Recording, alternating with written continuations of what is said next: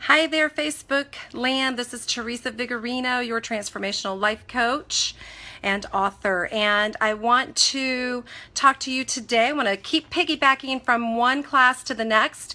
You can catch me here live. I'm committing to Monday, Wednesday, Friday, noon Pacific, for about 10 minutes for some little juicy nuggets on how you can improve your life story. And today I want to talk to you about your love story. And last week I introduced the idea, but it's really a truth in that we live in these relationship patterns that are very deeply embedded in our subconscious minds. And so I want to continue talking about that since it's one of my areas of expertise, and it took me learning this information so I could heal my love story. And I truly believe our deepest subconscious beliefs and wounds shows up in certain areas of our life, and they're the big ones. It's our love story, it's our health, and it's our money story. Those are the longest relationships we have in our life, right? So if you haven't been on here before, please introduce yourself. Hi, Renee. It's so good to see you, honey. We've got to get together. Please message me. Let's get on the phone this week. I'm here in the Bay Area now, so I'd love to get a coffee or something with you. And if you haven't been on here before, please introduce yourself. Even if you have, I'd love to hear from you. And even if you watch this video later, I'd love to hear from you in your comments. So please leave me a little note. Let me know if it helped you or not. So one of the areas that I really love working with people is in their relationship patterns. And the reason why it's so important is because everybody really desires that amazing soulmate love, that amazing partner that you can build a life with. And I know it had eluded me until 5 years ago when I met Victor, and it took so much work on my part, hi Renee, for me to be able to heal this part of my life. I kept drawing in the same situation to me over and over and over again. And I couldn't understand why. I was a faithful person. I had done therapy and emotional healing for years and years and years to recover from the traumas of my life, but there was still a missing link. And it wasn't until I became a coach and I was going to graduate study work with Dr. David Kruger, who's a neuroscientist and one of my great mentors, that I discovered that I was drawing in and I was repeating patterns because that is what I was familiar with. And we discussed this last time. If you need to go back, just scroll back last week and a couple weeks before that, because I touch on it lightly about how we get these belief systems really instilled in our brains early in life. They become an anatomical fact, meaning we're hardwired for certain experiences. And scientists have now discovered 80% of what we do in our life stems from our subconscious mind, which are these belief systems. So look at it as your own personal software device.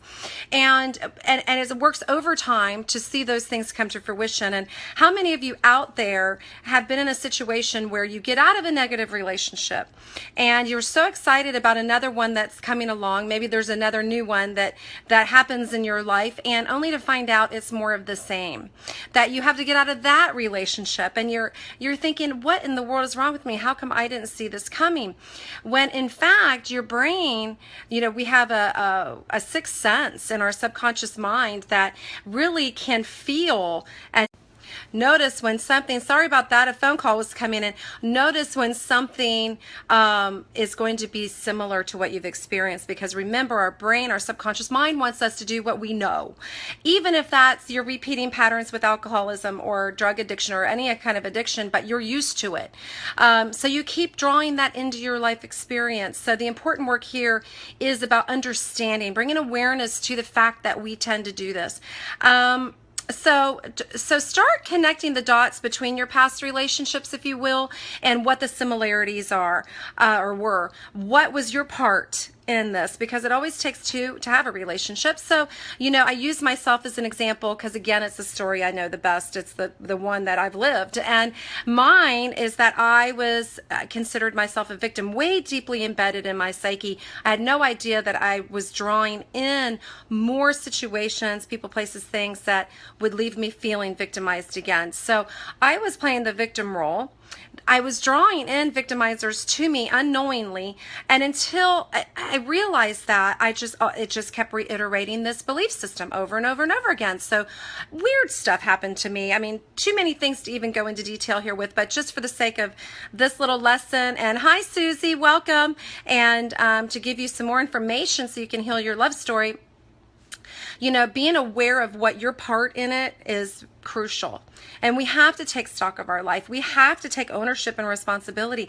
If you are an abusee and you're picking abusers, you got to admit to yourself, wow, I consider myself an abusee because I keep drawing in abusers to my life.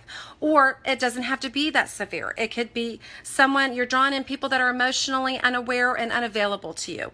Maybe you grew up in a situation, because we always want to connect it back to the original wound. Unlike a lot of coaches out there, and I love everybody that's in the healing industry, that we all have a story in life and we want to help others. I really believe it's important to know where it comes from and why. And then when you have that that revelation, then it's easier to understand what has gotten you here in life, where you are right now. Then you have the power to deliberately create, and there are things you can do to really change the trajectory of your love story. So I have some notes written here, so don't mind me as I look away, because I can get off on tangents, as Renee knows. She's been on lots of classes with me, and I can distract myself with the ADD and all. So what have you experienced in your past relationships, and can you see a pattern in them? Can you identify the role that you've played in the relationships, and what roles have your partners played in the relationships? Maybe you are the submissive one and you are drawing in dominant, controlling men in your life and you feel unequal, or vice versa. Men do the same thing.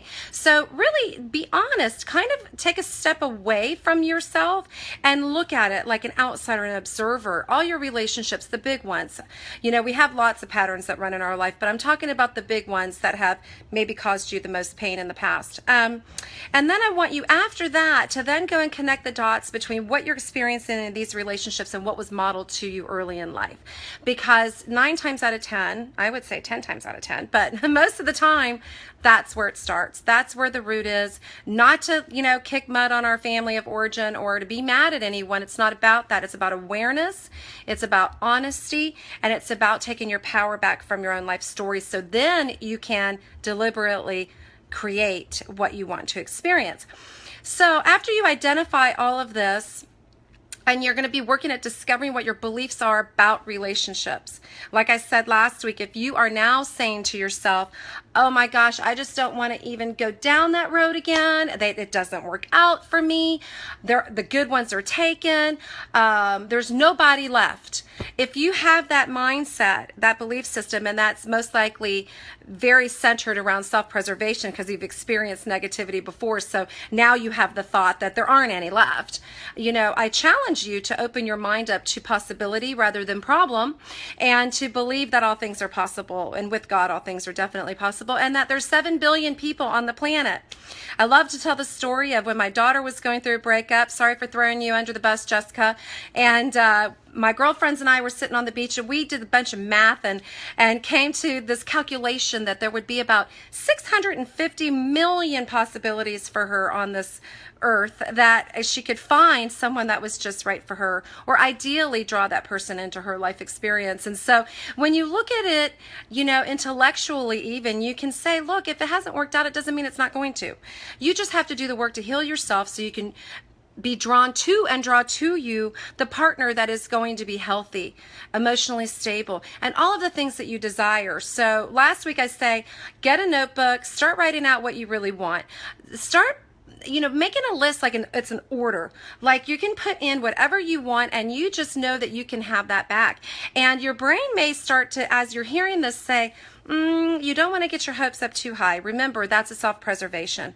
I say, let your hopes soar. I say, wish upon the stars. I say all things are possible, and I've lived it, so I'm here to tell you it's not just me. If I can do it, you can too. But it's important to do this work so that you can elevate yourself to such a level of healing that you can draw someone in that will be your ideal match in that area.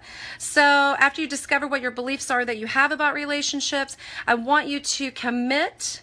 You have to decide first, and then commit to creating something new and desirable, something you really want to experience, and dream big here. I'm a big dreamer, and I love that. I mean, we have so much power with our imagination. And Albert Einstein, I was just reminded this weekend, he always talks about the imagination being the window to the soul and the connection to the spirit realm. But he also, there's another quote, and I love this. So I want you to start thinking like this.